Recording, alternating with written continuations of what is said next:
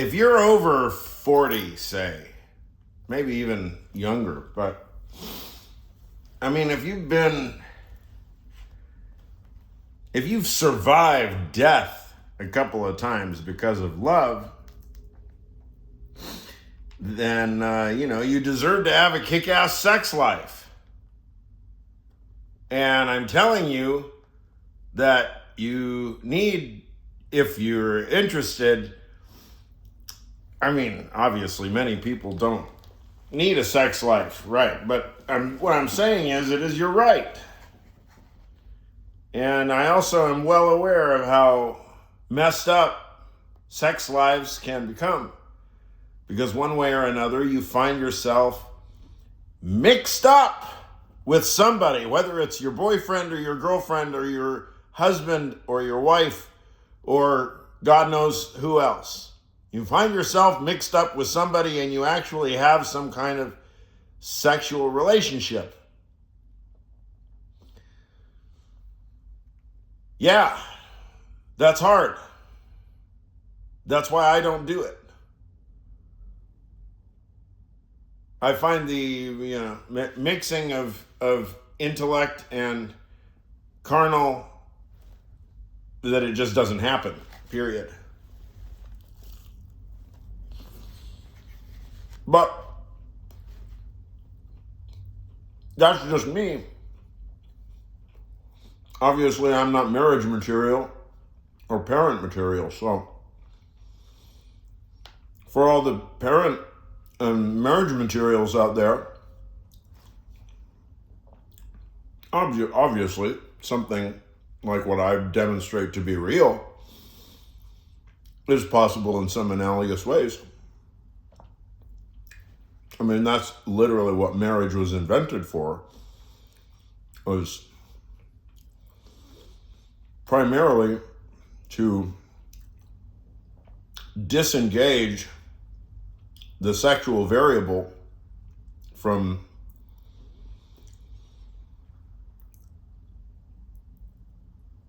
taking its place or maintaining its place as a variable, as a wild card within society. The whole point is, the conspiracy, if there ever was one, was to get people bound up with their own sexual challenges such that they won't actually experience the world in a sexual way, or experience the world as an ongoing series of sexual possibilities for them. Even though that's what it is, it all has to be swept under the rug or go in the closet or underground or under the table or whatever, right? And then everybody gets upset because half the time it's illegal and the other half the time it's just undignified or whatever. So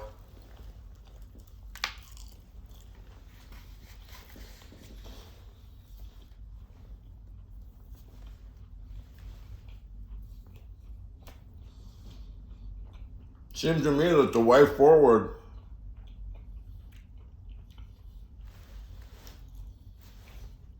backward, forward,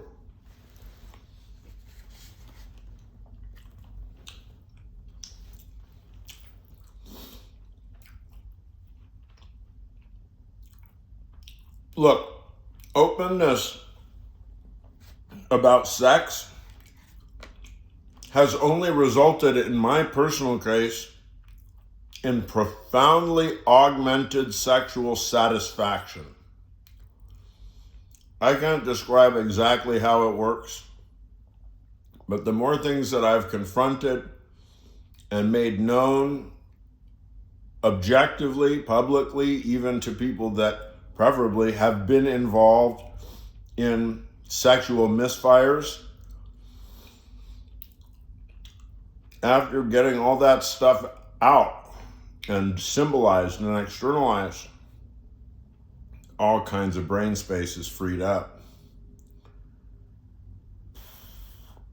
You have a little bit more leeway to be healthy.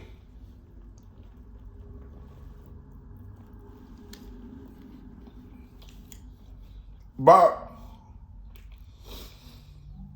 easier said than done, because just about all Sexual desires, expressed sexual emotions, sexual feelings, sex drive, id,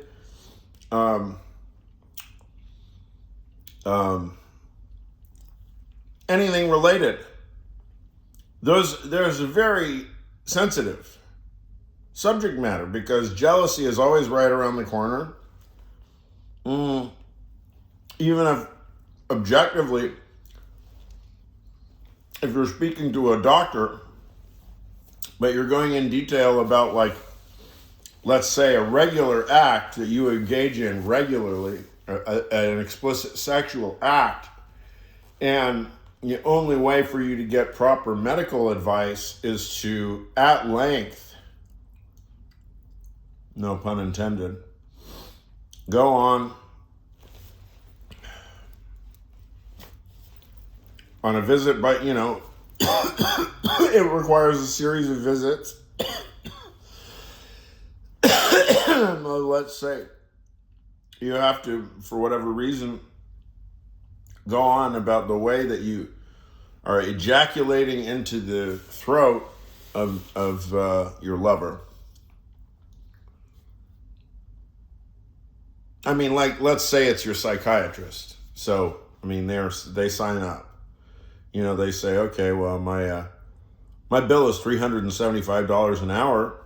And you're like, right on, sign me up. Okay, so as I was saying, doctor, so when I stick my penis way down my girlfriend's throat and I just start ejaculating and I just can't stop, right? And I mean, and that's not even like that's not like some aberration. Like, the whole therapy is just based on that. Just the variations in, like, it's like the comparison of throat ejaculation. That's like the entire substance of the therapy, right? So even though a properly trained psychiatrist can handle it, I mean, it's pretty gnarly stuff. And it's certainly, not everybody has sex that way. Not everybody has some kind of frame of reference. So transparency is difficult, is the point. People have varying sexual appetites, and if you see somebody also, if I mean, I've met loads of people that I really discerned pretty quick that their sexual appetite was in some kind of universe beyond mine. And yeah, it's been shocking to me a number of times because I don't know. I mean, the feelings are like, well, I'm such a slouch, or like I'm asleep, or what are they? What planet are they from? I don't know. You feel like you're missing out. I mean, the idea, like, for example, I've heard this story a number of times that I have no reason to disbelieve. Men will tell the story of literally, like, meeting somebody in line at a Starbucks and be fucking them in the bathroom 30 seconds later. I mean, this now, people that have sex, like, as I don't know, there are some people that just understand random sex. I'm certainly not one of them. As I've spelled out in all transparency, I need the law to always write the transparency on my behalf. Pure aggression, I never understood how to identify with it in any capacity. But I digress, or do I?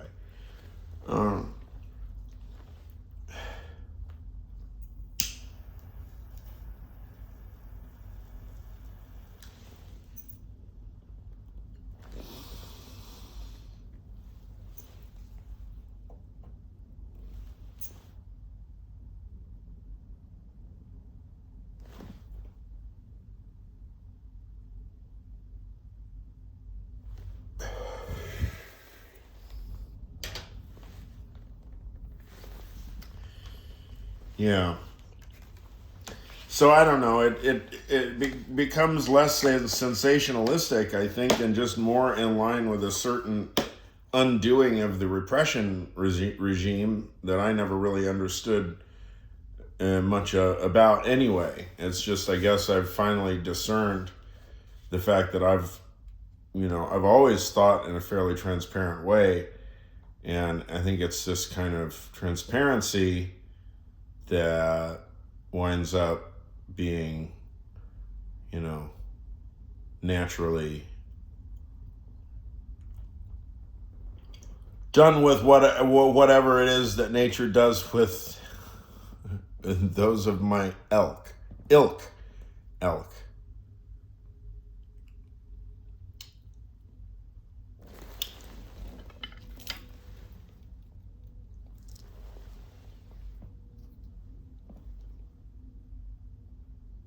Those of my elk,